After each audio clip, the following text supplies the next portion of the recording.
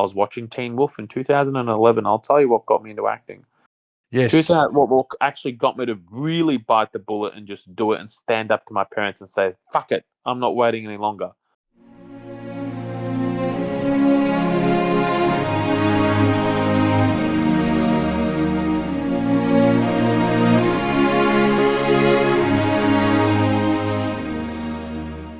Yeah, let's hear the origin story. The origin story is that the origin story is actually from the age of 4 when I first asked, and I was told no, although my mum doesn't remember that. But in 2011, I was watching Teen Wolf, and I just finished my winemaking degree a year ago, 2010. Teen Wolf came on, and I'm there going, okay, and I noticed how, like, from season 1, the acting was like far better in season 4. The acting just got better and better, and I realized these guys are starting out with their craft, and you can tell they're just starting out with their acting abilities, which was still phenomenal acting. But then you can tell they're at the beginning of their acting journey. Still at the beginning, it's kind of like a big break for a lot of them being on Teen Wolf, and then seeing them on season 4 compared to how they were in season 1, and how they grew into their character and their performance became better and better. Hang on. And my mum's just messaging me saying, where am I? And I told her already I'm filming a podcast. So speaking of the devil. Yeah, so we're getting to the good bits now. Interrupted by I know, by the devil himself. No, I'm kidding. But yeah, fight the devil. We got on a cliffhanger, ladies and gentlemen. How did Teen Wolf inspire Nick Tamouridis? So that's what inspired. And I'm like, when I saw that and I noticed how much they were getting better, and I noticed that, look, it's a craft that you can improve on. You don't have to be a gifted DiCaprio from the moment you were born. And there's a DiCaprio reference again, because he's a good reference. But yeah, like a lot of the time, I was getting told, look, you're not born with the gift that these guys have. And I always refused to believe that. Because I saw other things like Teen Wolf where they weren't DiCaprios in the first season, but they in their own right, they became DiCaprios by season 4. And it just shows that we all begin somewhere with something. Like what you think those people walking home from the gym after 4 years of being consistent, you reckon they looked that way when they first started? All about getting the reps in. Yeah, it's all about getting the reps and the training in. And people are saying, oh, but you're not gifted like Tom Hanks or DiCaprio. Okay, well, no one is in the beginning. Russell Crowe said he's been acting since he was a child. What do you reckon? Was he Russell Crowe from a child? Like, it's all the experience that is built up to make him the Russell Crowe we know today. And I'm sure, okay, fine, there's some that are a bit more gifted, but then there's others that train that can become gifted. Like Ed Sheeran, for example, he wasn't the singer that he's always been. When he first started, he didn't consider himself as even talented. Like, a lot of people didn't consider him. His voice was not even there. And then with training and practice, Ed Sheeran's one of the living proof that with training and practice, you can become phenomenal. Very few actually have the gift, because talent itself can be a myth. It's all about the skills that you put in when no one's watching, the reps that you do, the 100 monologues a year that you do when no one's watching. But what Russell Crowe must have done in the mirror when he was a kid, all of that was behind closed doors. So always had the belief that if you go the distance, now I'm quite in the Rocky films here, you go the distance, it's going to pay off. And you have to appreciate where you are, and the fact that where you're at in acting, that it's not about the whole idea of making it. You already believe that because you're going to commit to this to life, that's you making it. It's like you're here and you ain't going anywhere, Nick. Thank you. Yeah. It's good. My mum's still messaging. All right. She's like, yeah, well, come over. I'm like, what? While it's recording. I said, I'm on a podcast. She said, do it later. It's like, oh my God. God, it's just pain in the neck, honestly. Just not creatively inclined.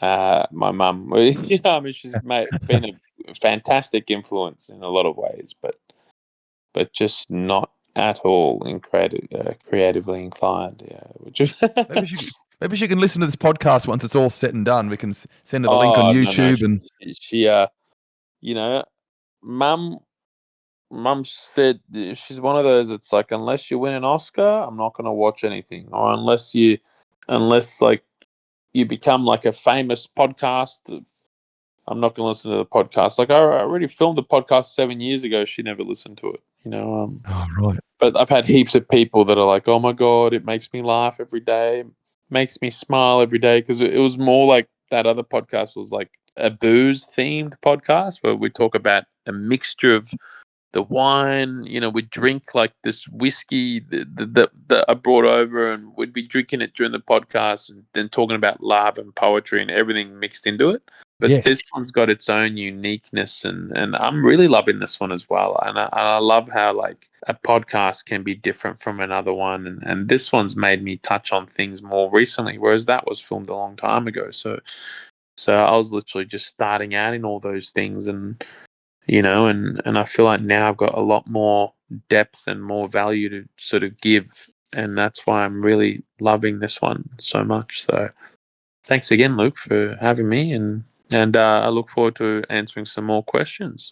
Did I answer the other one, by the way? That's the thing. Like that's another part of me is that I forget whether I've answered a question because I can go on so many tangents. That's where I'm here to lead the tango, Nick. So not to worry. Yes, Brilliant lead the answer. tango. Just Brilliant imagine that answers. tuxedo, like, and I like we've both got tuxedos on, like over the phone. Can you imagine we're both dressed in tuxedos, just like doing the podcast, but uh, Online. yeah, online, but we're both wearing one, but like the audience doesn't know. We could be. You could be naked for all we know. There's no camera. Yeah, exactly. But look, Yeah. we will get to. I actually want to touch on the fact that you had the 2019 to 2023 break. You mentioned you went into poetry. You did a couple of poems yourself. From what I've researched, Nick, it is more than a couple. I've seen that you're Oh an yeah. aspiring poet with over 200 poems that you began writing during COVID. Yes. 200, that is incredibly impressive. Tell us more about that. Yeah. So, yeah, it'd be my pleasure. So, I found a lot of things during lockdown because obviously we had the time to, with a snapped Achilles on top. I found that things like, my old reviews for movies like The Notebook, just bits of conversations that I've had with people where, how sometimes you might say something to someone and you're like, wow, that actually came out really, really nice. And I like the way Yes. that came out, and I like the way that I described that.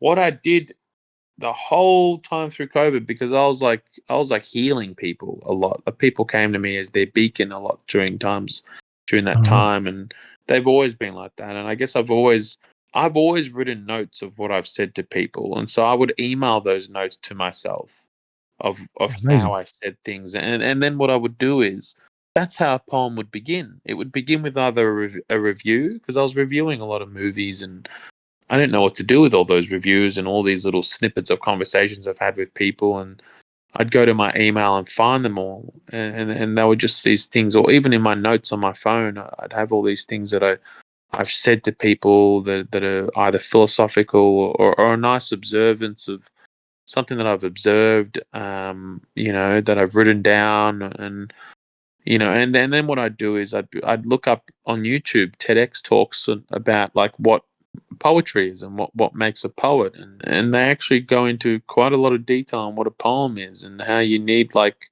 lyrical cadence and how you need antonyms and consonants, which is the repetition of consonant sounds, and assonance is the repetition, or alliteration, whatever you call it, is the repetition of vowel sounds, and then rhyme, having rhyme in there. And it's not just about rhyme, but it's all these other beautiful things, and you start to look at hours and hours upon what a poem is, and then you start reading 15,000 poems. I read over 15,000 poems, and I delved into over 150 different classical literature books. That Dostoevsky book I was telling you about called The Idiot, which my brother got me on when I snapped my Achilles, and just writing down all those words. And I made that massive document with all those words from A through to Z, with metaphors and similes and idioms and just anything I can find from all the books I read.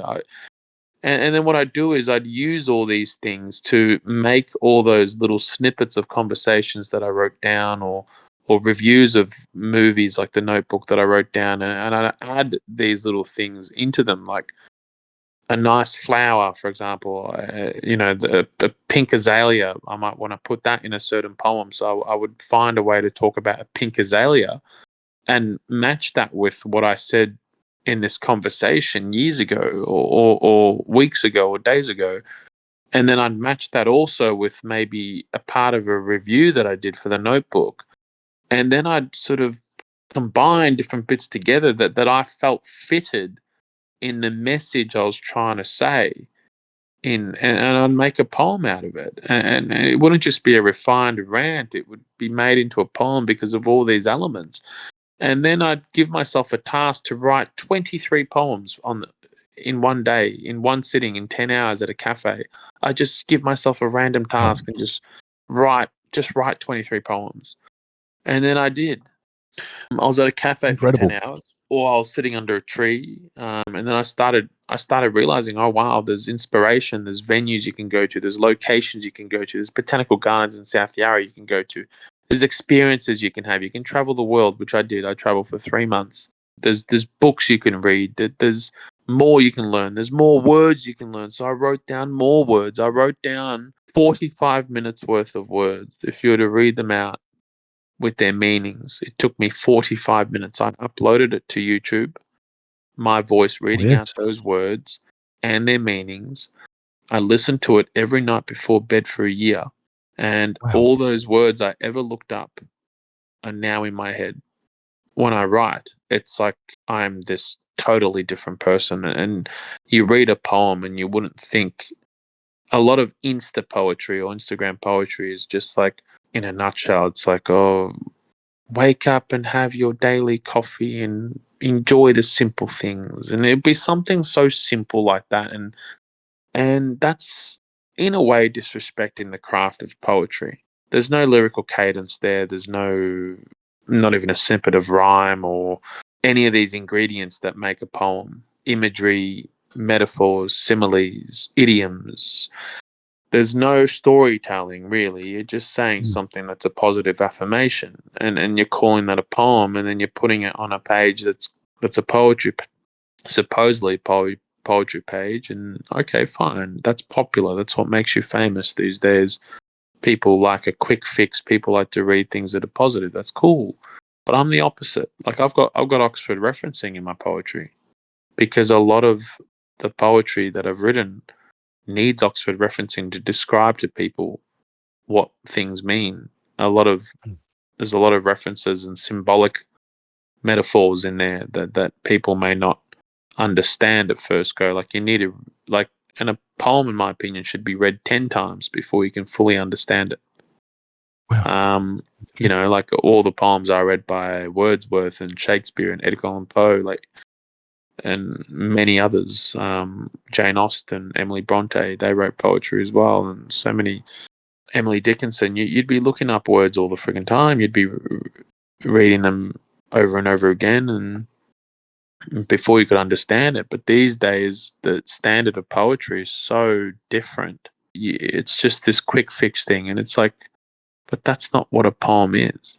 So my whole goal is to really, really try and teach people how to slow down, sit under a tree, read a poem, but read it 10 times. So each time, the more you read it, the more you learn something about yourself, or the more you see the hidden message within that poem, and the adventure that poem will take you on, rather than let's get this insta poetry that makes you all famous because it makes you feel good within a few seconds with just a simple line of, oh, wake up, beautiful sunny day, have a coffee and smile. And that's, I don't know, there'd be something so simple like that there are pages that have hundreds of thousands of followers that literally just say things like that anyone can write. And fine, Mm. that's fine if that's what makes people feel better, and that's cool. But then I'm more about the craft. Maybe I'm not going to end up famous as a poet, but maybe it'd be more suited to like a Harvard syllabus or something at Harvard University, or maybe a Melbourne University. But you'd hope that, this type of poetry can get round to the world. Yeah, I Hopefully think hopefully teach people to pay attention again and slow down and really just what happened to that. Like our phones have killed our attention spans. Like if we're not impressed by 2 seconds, in the first 2 seconds, we're not interested. And it's like, but then what about the craft? What about the nostalgia of where our English roots came from, of where our, like I've instilled a bit of old English into my poetry. Not too old, like 19th century sort of style. Like if you read an Emily Bronte novel or Jane Austen or Edgar Allan Poe, there's a bit of that sort of essence going through my poetry. It's not just, oh, the weekend, coffee, sun, there's my poem. Like, it's not that. Like, I don't like to talk. I don't like to write poetry that way.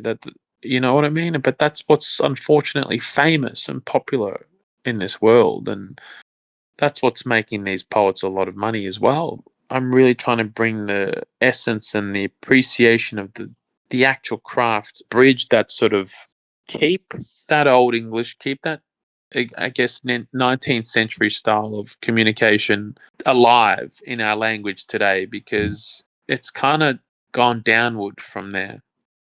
And even more so, there's Elizabethan and all these archaic stuff from a couple of hundred years back. I don't want the bridge to be too big between the 19th century and now, and I feel like we're slipping away from it. And 19th century was my favorite. Like a lot of my favorite writers are from there: Edgar Allan Poe, Bronte, Jane Austen, Dostoevsky, Oscar Wilde. Oh, Oscar Wilde, amazing. Picture Dorian Gray.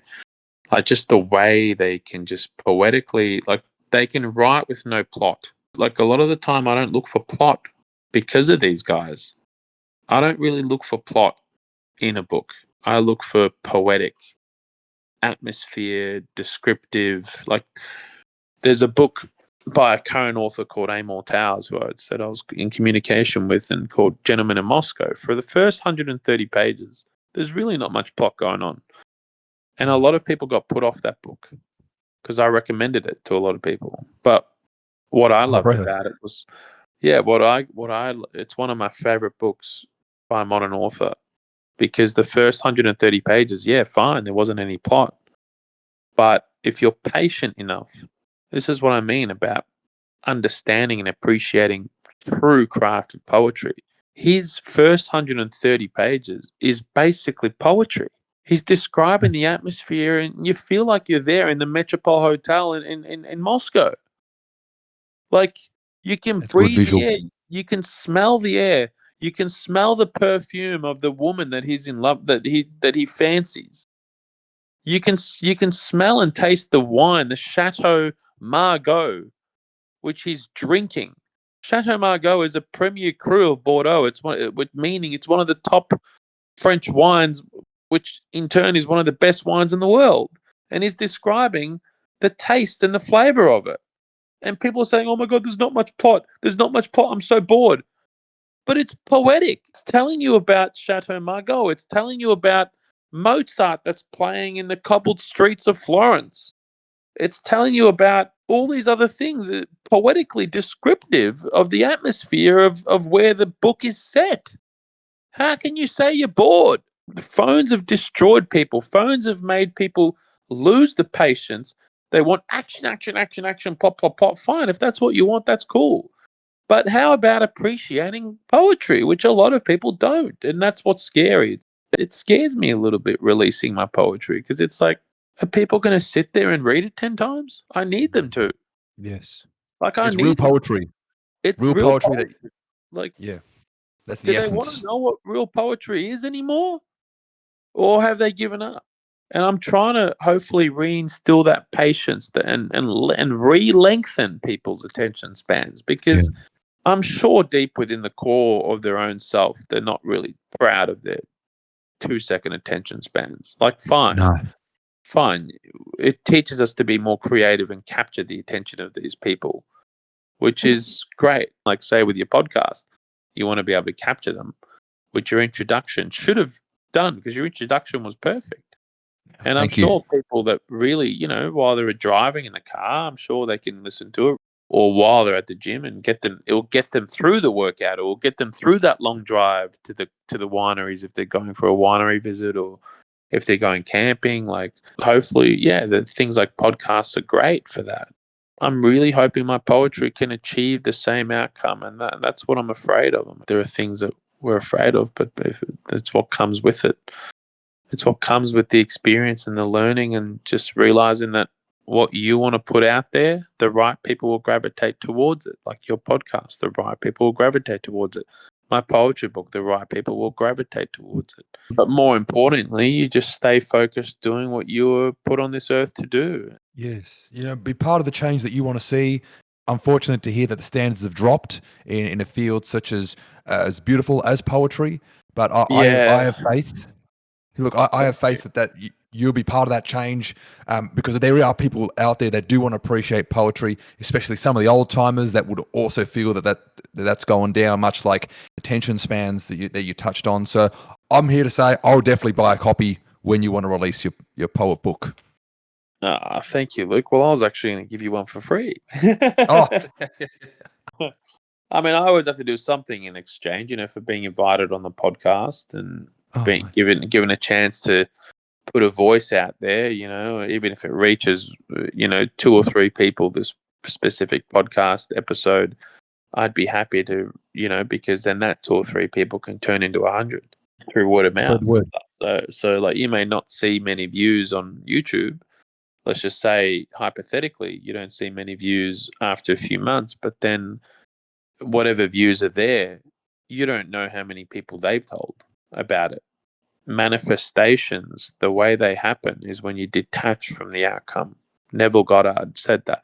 You manifest by staying consistent, enjoying what you do, and just loving what you do, and being grateful that you get the chance to film this episode right now, and being able to learn. Even yourself, I'm sure you've been reminded of some of those things that you were mentored on 9 years ago and during this one episode itself, and that reward that you're feeling, that's where the gratitude comes from. Like Anthony Hopkins, that's another thing he says, play the game of being an actor. Believe it. Even if you don't believe that you can make it, just believe that you can. And that's the thing. Like, there's a power that I'm saying, I guess. I'm not saying become all spiritual and go down this path and drop all this or that. I'm just saying that there are these people are saying these things. Neville Goddard, Anthony Hopkins, Tesla, all these people are saying these things for a reason. You can truly manifest things by trusting the process, but just enjoying it, and that's it. And that's literally it. Just enjoy it. Even if you end up with 2 followers by the age of 80, you've done something. You've learned yourself along the journey.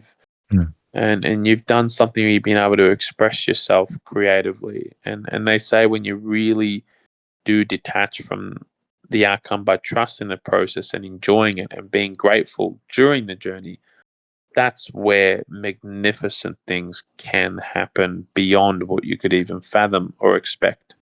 Oh, definitely. Yeah. No, I'm enjoying it. Views and subscribers and all those numbers are low at the moment, but I do trust in the process, and I'm having a blast of a time with this journey. So, and you're giving me a blast of a time too with this tango that you're leading. It's nice. It's just nice. These are the richnesses in life. They're not financial richnesses, but these are forms of richness. And you're always winning when you have even a small form of richness and wealth. This is wealth within our souls and spirit, and being able to share and connect over something. People pay to have these experiences. Oh, yeah. So already we're doing something that's not paid, and we get to enjoy experiences that people would pay for free. This is a win already. Even before you've even released or posted this episode, it's already a win. Richness far beyond monetary value. That's it. Yeah. Let's dive into the last field of interest, being a wine specialist as per one of your recent videos that I checked online in the lead up, you're in the Master of Wine.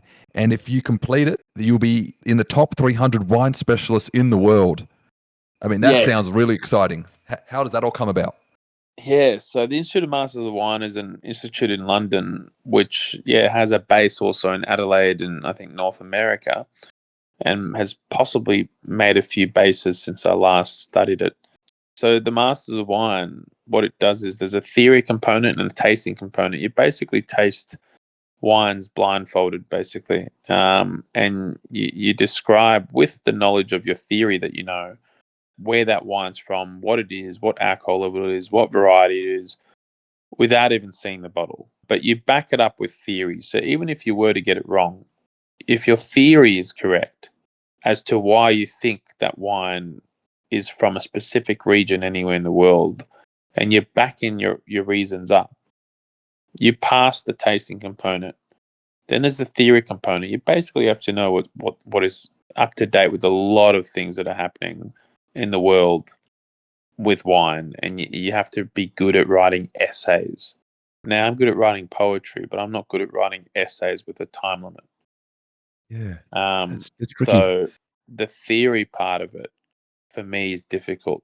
For most students who have passed the Masters of Wine, who have become in the top 300 in the world, which is now, I think, top 450 in the world now, because since I last did it, 150 have passed, but thousands have failed. But 150 since I last did it have passed. I failed the first year. 99.9% of people fail the first attempt, but you've got the rest of your life Wow. to basically do it. So most people pass after like 4 attempts or 5 attempts. Others pass after 10 attempts. It's very hard because you literally have to be up to date with everything. So the theory, you know what's funny? The tasting component is what's easy for me, but that's what's hard for everyone else. The Okay. theory component is what's easy for everyone else, but it's hard for me because I don't like essays. I don't Yeah, like essays that. tricky. I don't like being looked at in an examination room and monitored like I'm some criminal that's trying to cheat. Like it's Yeah. just the way they look at you in that room. I don't know. I mean, it's probably in my own head from like, scarring experiences back at school. But Yeah. yeah, so it's probably not what they're meaning to do. But I just don't like the environment where it's just, if you had like given me 3 hours to write an essay, fine, that may be a lot of time. But if you're telling me I have 3 hours, I get this anxiety that Okay. I'm being timed, and then I get a mind blank, and then I just like can't do anything for 3 hours. It's just how I am. Like, but if you told me I had all day to write the essay, I'd probably write the essay in half an hour. All right. I need that reverse psychology. Just don't tell me you're timing me. Don't look at me. Put a camera on me if you want, but put me somewhere else away from everyone. I don't want to hear these pages turning, of people turning their pages, of people writing really hard and with their heavy hands. I don't want to hear things like that. Like, put me in a silent room by myself. Put a camera on me if you're worried about me cheating, but don't have someone walking past my desk every freaking 2 seconds. I just can't with that environment. I can't do it. Like, I know that they want you to pass, and like they want everyone to pass. They want more masters of wine in the world. They want like 1,000 masters of wine if they can. It's been going on since the 50s, but it's just so hard for people to pass. So do you think it's Uh, that environment that makes people like the anxiety? Do you reckon that has it with other people as well that also feel like it's hard to pass, or what's the main factor you reckon? well, you also have to be really like heavily into it. Like, you have to be reading articles all the time about wine, and I'm just not up to date with every single thing that's going on, or at least most things, because I'm just so. I'll be honest. My degrees in wine. I'm very, very good at tasting wine blindly and being able to tell you exactly where it is from anywhere in the world. There's billions of wines in the world, and I'm able to tell you exactly what that wine is. That's an incredible skill. But I just don't think I can become a master of wine. the way they're testing us. Okay. My focus is more on acting and poetry. Like I know wine can be a more sustainable thing, arguably, but then what happens when you become a millionaire in wine? What, you're going to be happy if your heart truly lies in acting and poetry? Yeah. Yep. You're not going to be happy. You're going to feel like a failure. You're going to feel like, okay, I did something I was great at, but what about the very thing I wanted to do? How come I couldn't become great at that? How come I couldn't be great at acting and poetry? Why did I choose wine to become great at it instead? Because I was already great at it. And then you're going to feel this sadness, this immense sadness that I became the best at my third favorite thing. Yeah. And sacrificed my top two favorite things because everyone was scared. Everyone was saying that there's no chance. Everyone was saying it's more competitive. But then what? Say you become the best at the third favorite thing, then you're 80. You're 80 years of age, then what? Do you have the same energy that you have in your 30s to pursue Unfulfilled. acting and poetry? Do you know what I mean? Like why would you wait till you're retired? Like a lot of Yeah. the people were telling me, do your wine, become a master of wine. You're great at it. Focus on the wine stuff. Well, yeah, but by the time I'm done with that, I won't have the same energy and drive for the things I truly want. And I'd rather Yep. work on it now in my late 30s, acting in poetry, because who's going to play all the grandfather roles in acting? We need roles for the older people. Who's going to play the older people? But who's going to have the experience under their belt where they can then pull off a role of a grandfather? Who's going Oh to yeah. have the acting experience under their belt? No one, because everyone's been doing their full-time jobs up until they're old. And then what? Then they finally want to do acting then and take the advice of their parents telling them, oh, wait till you're retired to do your acting. But then you won't have the experience under your belt to know how to be on set with a camera in your face. So And why are we not many. waiting until we're retired to pursue acting and poetry? Why are we waiting? You need to train, for God's sake. Like, what about the training? Like, Yeah. I You can't said just be 20 going years. off. Yeah, I can't just be going off doing my wine thing now when I don't really want to. Fine, I'm great at it because I was kind of forced into it because it was a sustainable choice. So I became great at the wine stuff. So yeah, the Masters of Wine, getting into it still puts you in like the top 500 in the world All right. because it's like getting into Harvard. So I got into it, but All right. finishing it, I don't know. My passion for wine and poetry right now is too high for me to take even 1 ounce of attention off it. Like it's like a Harvard University student. They're seen as one of the smartest in the world or whatever, and whatever you measure as smart being, which I don't measure that being smart. Like I don't think that's the one true lasting definition of what intelligence is. I think that's one form of intelligence. So yeah, look, arguably you can say that Harvard University, the graduates are amongst the best in the world in what they do, and that's cool. But like getting into Harvard means that you're amongst the best as well. So that's the same thing with the Institute of Masters of Wine. It's like getting into Harvard, but for wine, Wow. for the wine experts of the world. And I think that's a pretty large achievement in itself. And look, who knows?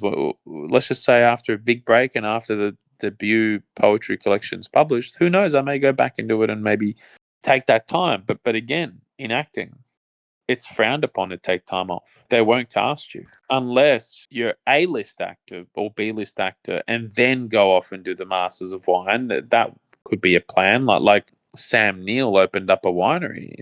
The guy who was in Jurassic Park, the Australian actor who's done really well. He was on The Vow with Channing Tatum and just several other TV shows and countless movies. Family have said to do the opposite. They said, "Oh, but you're so good at it now, do this now." But then, like, no, that's not cool. Like, if it was my number one passion, fine. But my number one passion is not wine. Yeah. It's probably what I'm best at this point. Sure. Although I'd like to argue that acting and poetry are catching up. So I don't know. You Yes. can argue that I'm best at wine, and I'm a harsh critic of my own work. So, and with more training, it's only going to get better. So, and that's the main thing. If you're getting better, that means you're on the right track.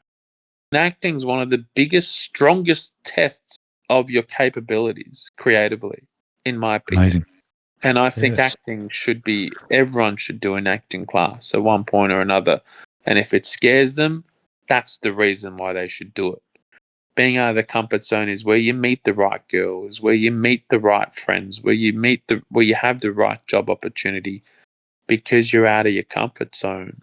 And unfortunately, in this world, which then becomes fortunately, at first it's unfortunate we have to be out of the comfort zone, but then it becomes fortunate because you learn to strive there. You learn to strive outside of that comfort zone, and then you make that beyond the comfort zone your space where you can shamelessly express yourself and grow and become who you're meant to be. I really wish again I gave Frank Latito that answer because he would have probably been like, "Wow, that's a great answer." But you're kind of put on the spot, and you're kind of made to say it quickly because you got to jump into this performance where you got to impress them as well, and you got that on your mind, and you're like, how do I answer a question so well when I'm with all these other pressures, but I have to perform in 5 minutes? The answers I'm saying here seem to be a lot better because I'm more relaxed. And that's what I mean. If we were more relaxed in examination conditions, I'd be a master of wine by now. But they don't. It's not a very relaxed environment. You're Yeah. being told you got to do this, you got to perform, you got to write that essay. Jesus, shove that essay up your ass, and then I'll write. Then I'll write a better essay. You know what I mean? Like I would have written probably a Nobel Prize winning essay if you didn't tell me that I had to write one. It's just so dictating. I don't like the formalities. I just want to be chilled, and then and when I'm relaxed, that's where the magic happens.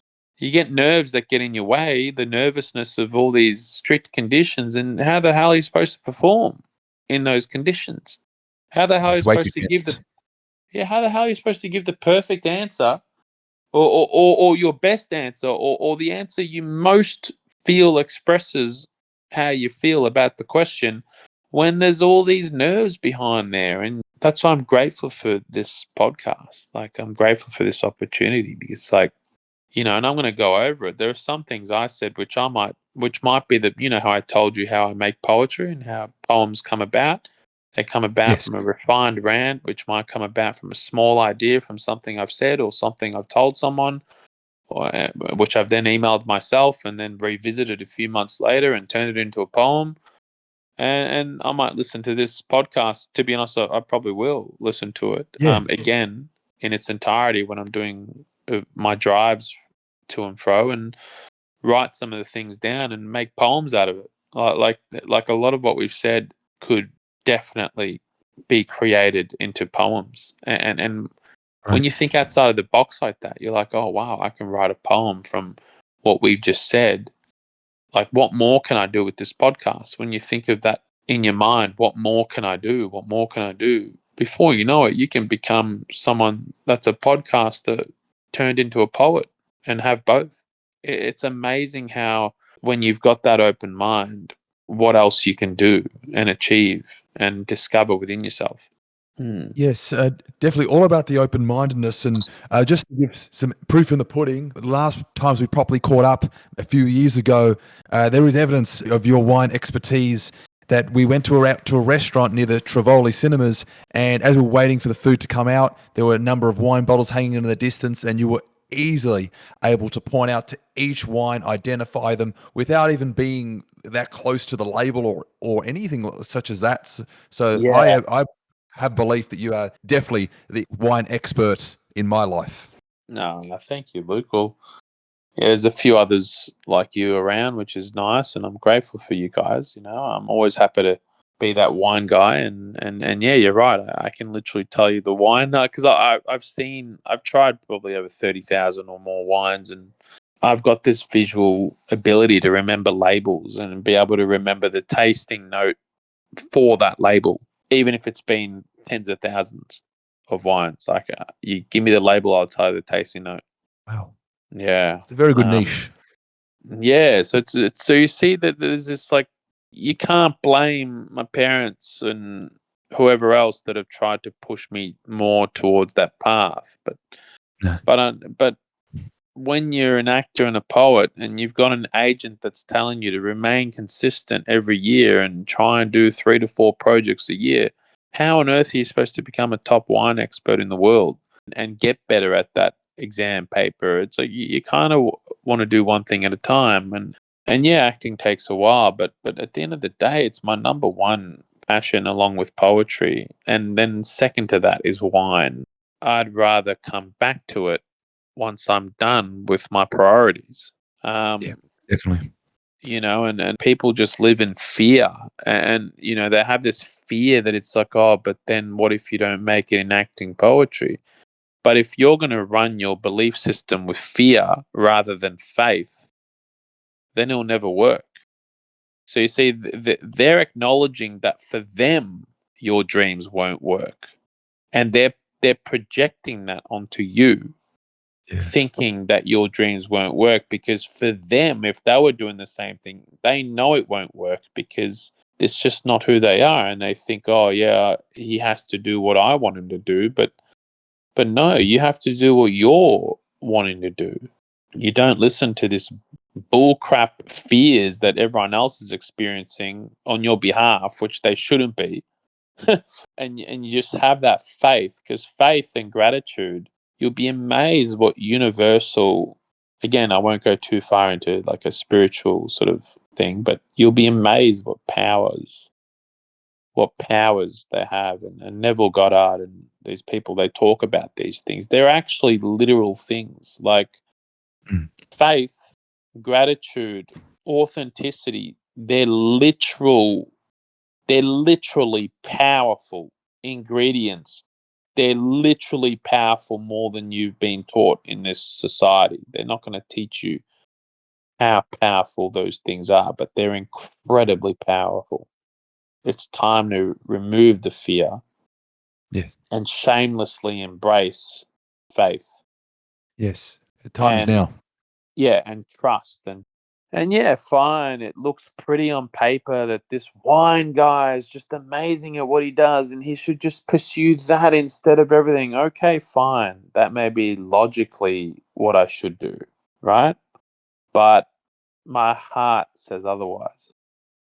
And at the end of the Yeah. day, the soul and the heart are much more powerful than what any Yeah. logic or what anyone deems as logic in this misled, deluded society. Oh, With the yes. delusions that we've been brought up on, I don't even think logic is a thing. How can you measure logic when you're deluded? Yeah. You know what I Doesn't add up, mean? really.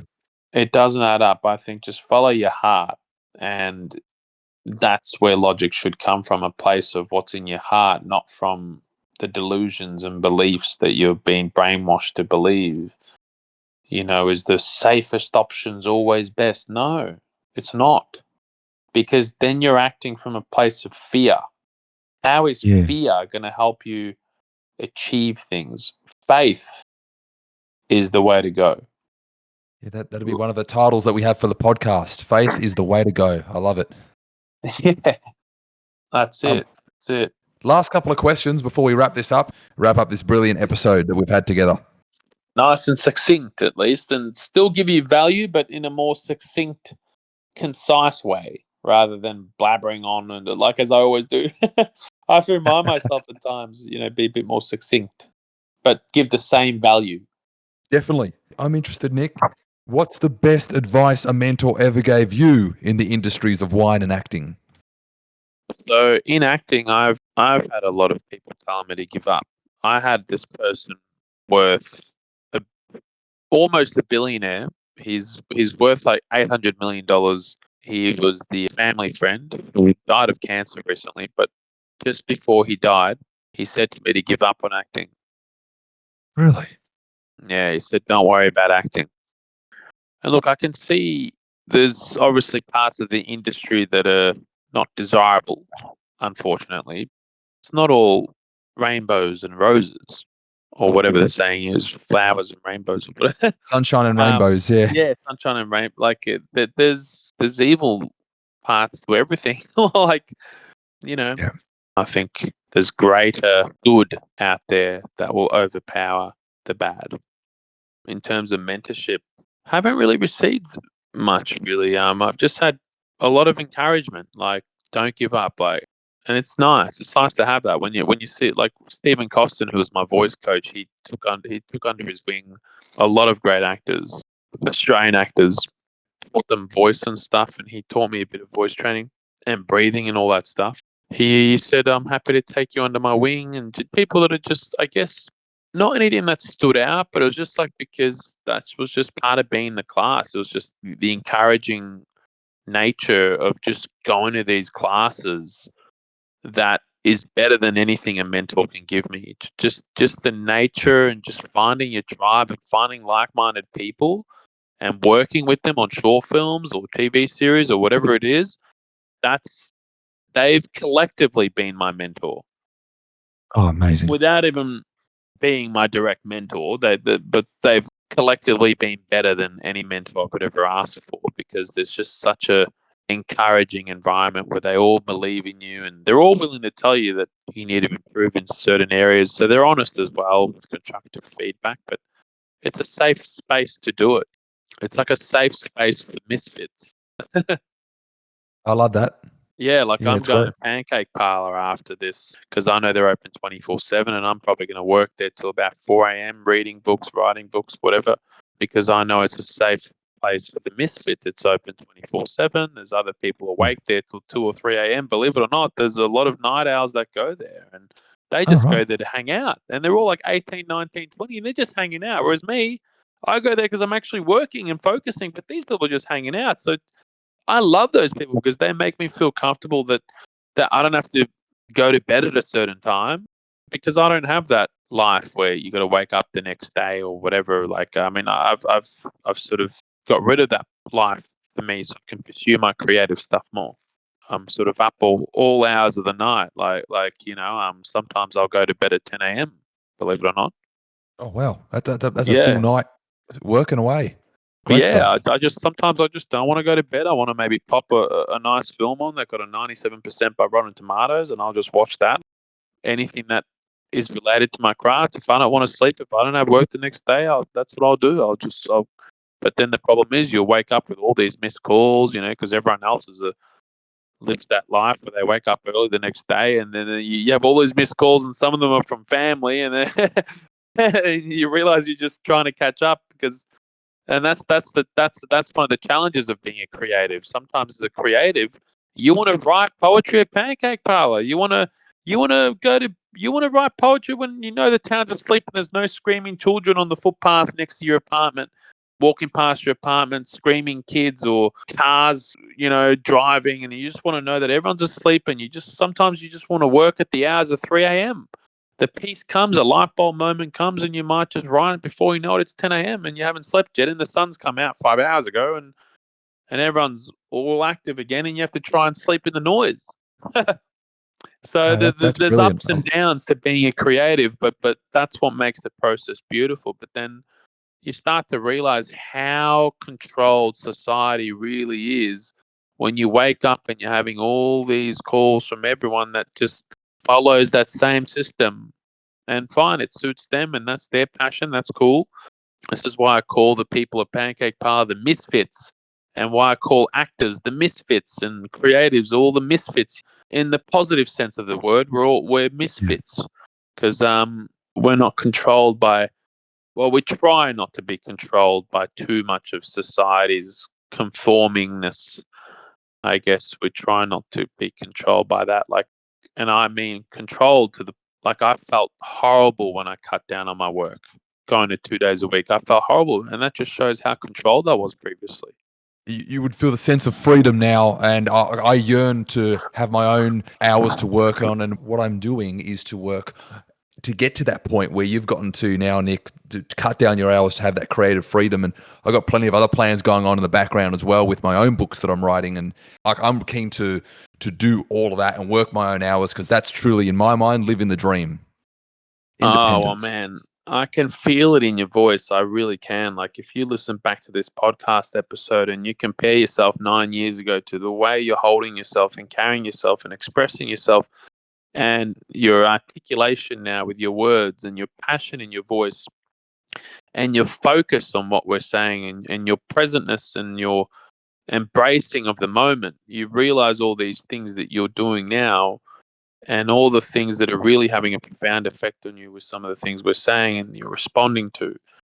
You're going to be so proud of how far you've come, and I'm telling you, if that inner you, that you from 9 years ago, is listening to yourself now, everyone else listening to this podcast will feel the exact same way, and they'll go, "Wow, this Luke guy is awesome. We'd want to read his book," And social media, Instagram, TikTok, the time to jump on, you may not even be, say, for people that don't even like the camera, the time to jump on to get anything well known, if you need to or if you want to get your podcast out there, whatever. And I'm even thinking I should create another Instagram page. So right now, the algorithm, it's the time to really blow up with anything that you're doing is via Instagram. And I think Instagram being the main one with TikTok, that's just another option, which even I'm considering, to be honest. I just don't know where to begin, because I know once I start, if I get found by my family, they're going to say, "Why aren't you doing this with wine?" Because I did it with wine. I All did right. videos for amount of time on Gen Wine. That's my Instagram page. And it got really big pretty quickly. But then I stopped because I really want just the acting and poetry. So another worry is that, like, just putting my acting and poetry up there, but then everyone trying to force me back to wine and saying, "Why don't you put wine back in there?" But I might even just do all three. But I don't know. We'll see how we go. I'm contemplating what to do. Yeah. We talk about fear and that we can't be fearful of the judgment. We got to follow the faith, and the faith is in acting. Exactly. Yeah, exactly. You see, one of my own points, I've got to take a leaf out of my own book. That's And right. yeah. So I'm saying it. I'm saying these things, but even I need to sort of apply them a lot more, and the application of these things will never end. It will be for the rest of your life. And that's why enjoying the process really matters. Certainly does. I got one or two things to really wrap this up, but while you provided some amazing encouragement before, that when we first bonded and I got out that scrapbook, getting all those tips and life skills I down, remember that so clearly now. like all that cases of being successful, you told, and like I wanted to be successful because didn't think I was there yet. You told me that I was already successful. The fact that I was getting the notes down, I was getting all that information and sticking with it. I didn't think it was at the time, but 9 years on, I believe you were right. And the success for me started by learning and planning to keep doing it, making my own dreams a success by being a student of the game. Oh, mate, you're the man. I really appreciate that. That's like classical music to my ears, because I love classical music so much. Like, it really brings out the inner me so much, man.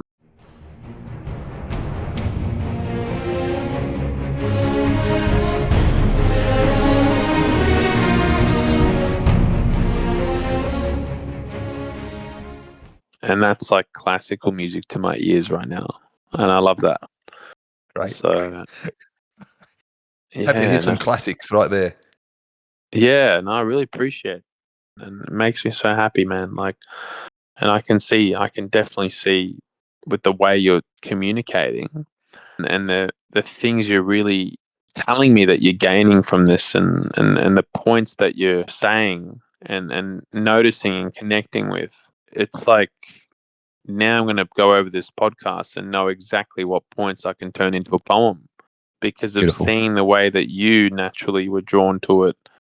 Meaning that, like, anyone else who really wants to learn and transform will respond to those same things. So you've basically shown me the different areas of this podcast where I can actually potentially even turn into a poem that may inspire, as you say, many more people. And it'll be like a collaborative effect in a sense, because the poems will be from this podcast, basically. Well, inspired from the topics of this podcast. We'll get the final bit out of the way by asking, where can listeners learn more about you? So listeners, yeah, well, I've got an Instagram page. Potentially might even get onto TikTok. I think TikTok will come once I've sort of gotten a role or something. I don't know, because I just don't really know what to do.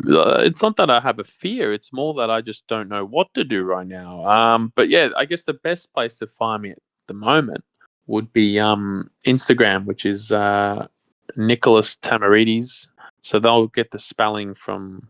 It's in your podcast, right? The name. It is, and I put the link in the description as well. Nicholas Tamouridis, and it will have either poet or actor. At the moment, it's got poet at the end, but I think I might change it to actor. Nicholas Tamouridis, actor, poet, or poet, actor. Yeah, because I'm really trying to put the acting into it a lot more. Just keep a lookout for the big screen, like Village Cinemas or Hoyts, wherever you go to. Just keep a lookout. I think the next role will definitely end up screening on one of those screens, I reckon. Evil Dead would Well, have. So, so if I'm auditioning for those things now, I think by the time people listen to this episode, or by the time you get probably hundreds of thousands of followers, which I believe will happen oh yes. in good time, I could already be on the screen by then. It's funny, they'll be listening to it, but then they'll be like, oh my God, this podcast was when before he got onto the screen, and now he's on the screen everywhere. you know, it could be one of those things, and then that's when your podcast could probably blow up like even more, like to another level. Like Oh, that'd be that's great. the thing. Like with blowing up, it'll happen in small doses at first, and then before you know it, it might take that one thing where it's like, oh my God, one of his guests has actually made it on the big screen or has made it here or there, and then all of a sudden your podcast will just blow up from probably thousands to millions. Oh, that's the um, dream. yeah, exactly. And you just don't know. Like Joe Rogan, who has a podcast, started from nowhere, and plenty of other podcasts which people are real fans of that are spreading the word of quickly, that are just really growing at a rapid rate from nothing. And I guess this is the podcast era, and this is definitely the era to be online of some sort. So whether it's your Instagram page or your TikTok thing, if you're doing that or not, you've got your podcast.